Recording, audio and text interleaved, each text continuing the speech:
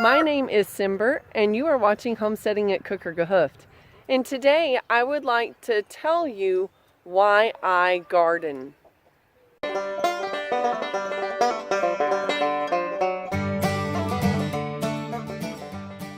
I guess to start off, I should say that I agree with many of the views expressed by other YouTubers who are participating in this collaboration, that it's very hard to pinpoint just one or a few reasons why I garden. And we're not just talking like surface level views, surface level opinions. A lot of times I'm finding out from this collaboration, when people garden, it is a passion that's deeply embedded. It's not just simply a thing to do. It's something that when we start getting involved in it, we find we need to do. We have to. Like, there's this longing, this huge desire. But I think I'm going to highlight my main reason and then maybe expand a little bit from there.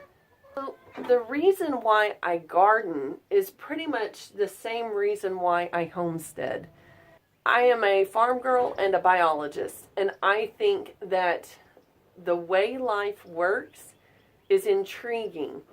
I love to see how God made everything work together in such a way to create this very elaborate system that allows everything to live and flourish. Nothing is independent of itself.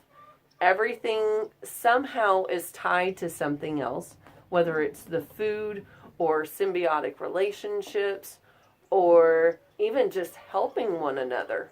And it applies to all levels of nature.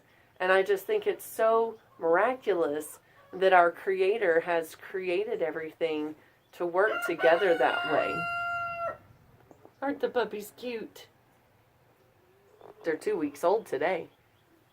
So I guess that works for me specifically for the garden, because I can see the life cycles in a short amount of time. There is a season for everything, and I am able to participate in that. And if for some reason something doesn't work out right this season, I can always try again next season. I get to have the privilege to work with the systems that God has created for nature to follow. Yes, there is order, but there can also be chaos, which is okay, because chaos has its purpose as well. But we are able to have something to strive for in gardening. We get to try to take essentially a before and after picture. I love those. I like to be able to see, okay, here's a problem, here's what I'm doing to try to fix it, and here are the results. I love to be able to see the results at the end of the day. And it's not just something I can see as, ooh, that's a pretty result. I get to actually be a part of it. Not only do I get to interact with the plants, not only do I get to help guide the garden in the direction that I'm trying to get it to go, to create what I'm trying to have as an end product, I then get to go further and consume that end product. And some people might say that it's a parasitic relationship. And yes, that is true. As humans, we do have to have food to eat. But I'm also working with the system to create more than might actually be there normally. So it's not like I'm taking more away from nature. I'm actually adding to nature and then being able to reap the benefits of that for the nutrition of my family. Plus, I just like to dig my hands in the dirt. As I mentioned, I grew up on the farm. When I was younger, my parents had us do chores in our large garden. We actually had 2 large gardens. And of course, when I was younger, I saw it as a chore. And my mom was completely right. You were right, Mom. If I just would have woken up earlier in the morning and gotten it done early in the morning like now, it would have been a whole lot cooler than going in the middle of the day in the heat of summer in Texas. But I tended to be a lazy kid, that's kind of worked its way into adulthood. But I would wake up later and then be like, oh, I got to go do that now. As I got into high school, I found the garden to be more therapeutic. So if you happen to see Luke from M.I. Gardener's video on why he gardens, there are a lot of points in there that I can agree with as to why the garden is therapy. I don't want to get into all the things, but I wasn't a popular person necessarily in high school. I was a little bit of an outsider kind of weirdo, but I was still accepted. But, you know, social acceptance and stuff, you don't have to worry about that in the garden. And then if I would get frustrated about things, I could go out in the garden and start pulling weeds. It was being kind of destructive, but in a controlled level where I could vent my frustrations or put my frustrations on something that will help better something else. So it helps better the garden because now the plants that you're trying to grow have the ability to thrive and flourish without as much competition from the weeds or plants you don't want to grow that are right there alongside them. I also started enjoying gardening more because I was able to start growing the things that I wanted to grow. I did start growing loofah, and you might want to check out my loofah video that I made, a couple of years ago. I need to grow loofah again this year. Right, Dee? Yeah. But I got obsessed with loofah. Everything. Loofah. And I really started enjoying it.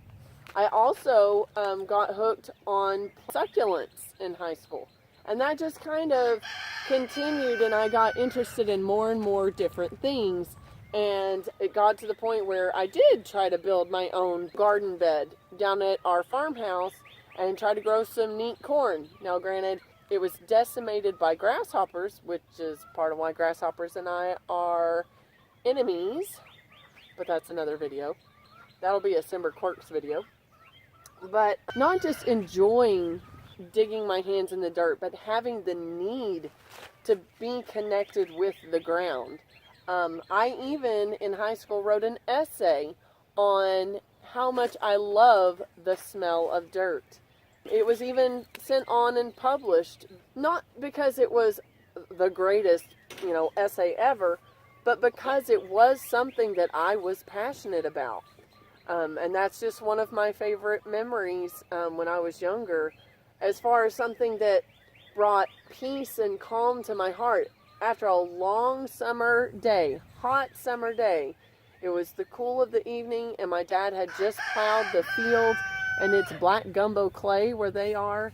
And oh my goodness, just the earthiness and the richness of that soil. It just filled the air and enveloped me. And I don't know, it was, I guess in a way I felt God speaking to my soul that is part of what we are to be a part of.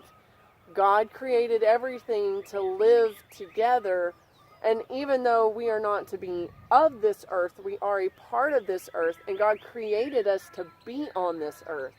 And so for us to be in tune with the cycles of the earth, and for us to be working with it to strive towards a goal, and to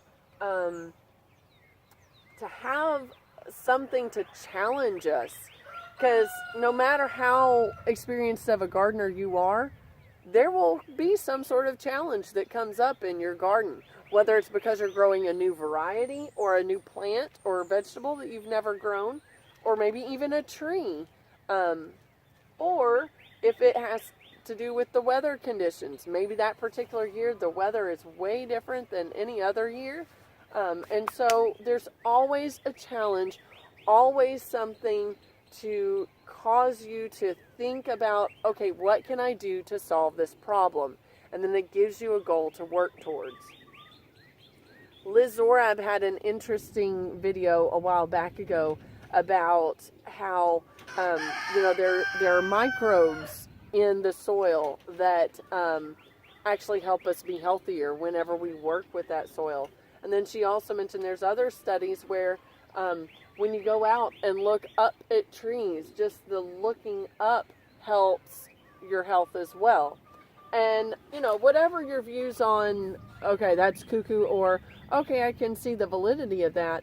The point is, I think for most people, being immersed in nature in some form, even if that just means going to a park, it helps lift our spirits. And personally, I believe it's because we were created to commune with nature in that way. And then whenever we commune with each other about communing in nature, like these collaborations on YouTube pertaining to gardening or homesteading, I think that just helps feed the passions that we have and helps us connect on a level that we may not necessarily connect on. I mean, I've been connecting with very differing views about this particular topic with Luke from MI Gardener channel, with Jess from Roots and Refuge Farm. Thank you, Jess, because you're the one that I first saw on this collaboration, and your passion and excitement about gardening inspired me to create my video as well. And then You Can't Eat the Grass, she was sharing her views, and we're not just talking like surface level views, surface level opinions. A lot of times I'm finding out from this collaboration, when people garden, it is a passion that's deeply embedded. It's not just simply a thing to do. It's something that when we start getting involved in it, we find we need to do. We have to. Like, there's this longing, this huge desire. I grew up on the farm, right? And I used to think that I had to have wide open spaces, a whole lot of acreage to be able to feel sustained. But whenever I lived at Wichita Falls for the 2 years of my freshman and sophomore years of college, I realized that as long as I can dig my hands in the dirt, like having a garden in my grandmother's backyard and working at Wichita Valley Plant Nursery, as long as I could dig my hands in that dirt and help things grow and have the challenge of trying to grow things, I could be okay. I could live in this city. And I think that's part of what sustained me the 6 years I was living in the city before I moved out here and purchased this property.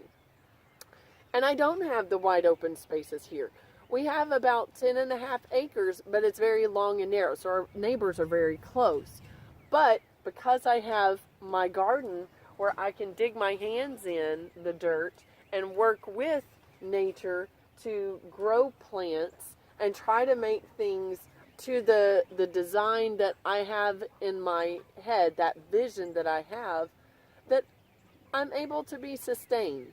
That's also why I choose to garden organically. Since God has created all these systems to work together synergistically, and because it's pretty much being evidenced that whenever people eat the traditional foods that are prepared properly, and that takes a longer time to prepare, that people tend to be healthier. And I think it's not just a matter of health, but I feel like that's how God wants us to eat.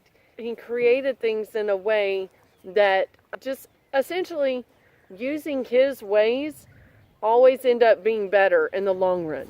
It's not the most convenient and it's not the easiest, but God created things in the way that He did because it would work best for us long term. Because He does have our best at heart. And so He created what we need all around us. And so if we work with the systems that He has created, it'll go better. Yeah. At least that's my belief. All right. I think that pretty much covers the gist of why I garden. I hope it inspires a few more of you to create a video and share why you like to garden. And if you don't have the time to do the video, please leave comments below, because I would love to hear the reasons why other people garden. Because even though our answers are different, I'm finding that there's a lot of commonality among our reasons. And it's just a joy and a pleasure to hear about those. Y'all come back, check out our channel, Hopefully you'll like and subscribe. We are so close to 1,000 subscribers, so we'd love to have a few more people join just to kick us over that 1,000 mark. And make sure to check back to see some of our older videos because we have a lot of content. Or as many people as possible can join. Yeah, we don't have to stop at 1,000. We can keep going. And I will soon be making a video on another collaboration that Jess from Roots and Refuge Farm posted, and that has to do with my dreams. And yes, the garden is a part of that dream. Also, if you're going to be at the shindig that Roots and Refuge Farms and one of their friends are holding, we will see y'all there. And I hope you're able to get out in the garden soon and just, if nothing else, dig your hands in the dirt, find a pot, find some soil, and grow something. And it'll bless you immensely. Just don't sweat the small stuff. There's always going to be hiccups, but find the joy in it. And you won't be able to not do it again. See y'all next time. God bless.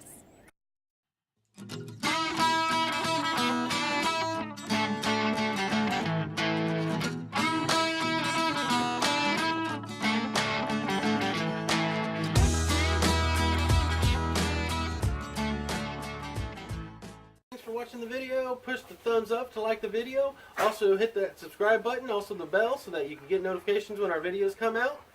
Check us out on our social media pages too. The links are below. Bye, y'all. Bye.